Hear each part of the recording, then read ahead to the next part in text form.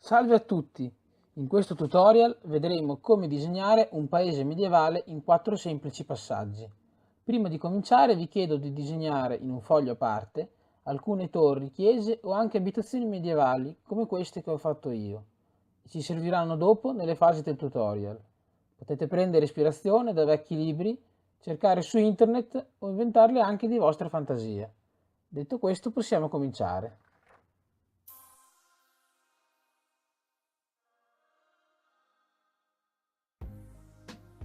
Questa prima fase ci servirà per avere una panoramica dell'ambiente in cui collocheremo il nostro paese medievale.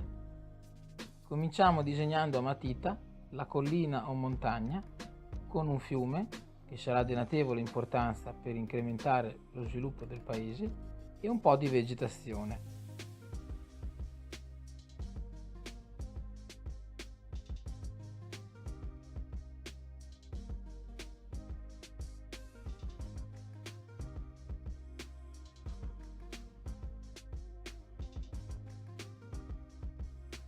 Il primo insediamento storico di questo paese sarà un'antica torre. Scegliamo noi quale mettere tra quelle che abbiamo disegnato in precedenza. Io ho scelto la prima. Quelli che realizzarono questa torre erano antichi colonizzatori e per assicurarsi di avere tutto il territorio sotto controllo la costruirono in cima alla collina.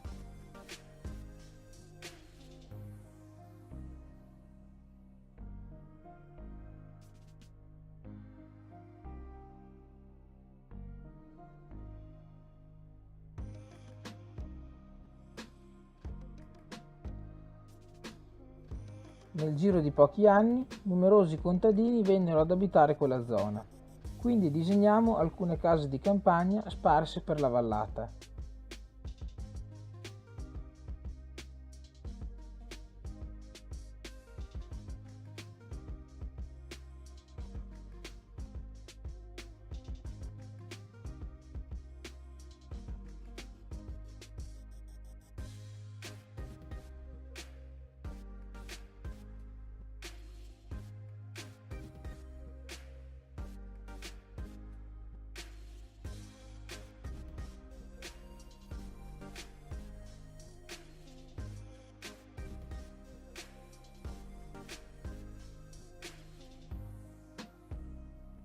In seguito all'aumento demografico della zona, vennero inviati dalla Chiesa alcuni monaci per evangelizzare il popolo.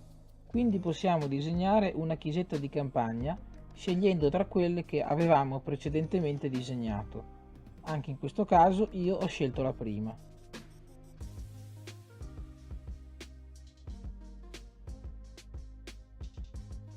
Ora mancano solo alcuni particolari che possiamo aggiungere in base alle nostre preferenze. Ad esempio possiamo inserire un ponte sopra il fiume, il cimitero vicino alla chiesa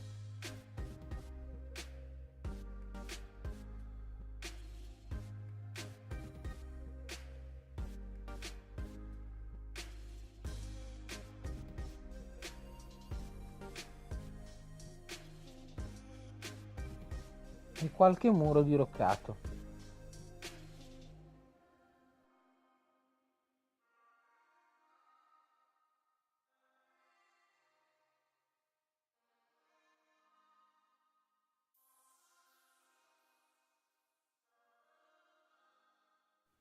Ora possiamo ripassare il tutto con un pennarellino nero e per valorizzare il nostro paese vi consiglio di aggiungere anche le ombre.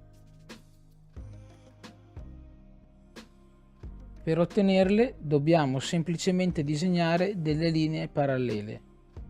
Più ne disegniamo e più scure saranno le ombre che otterremo.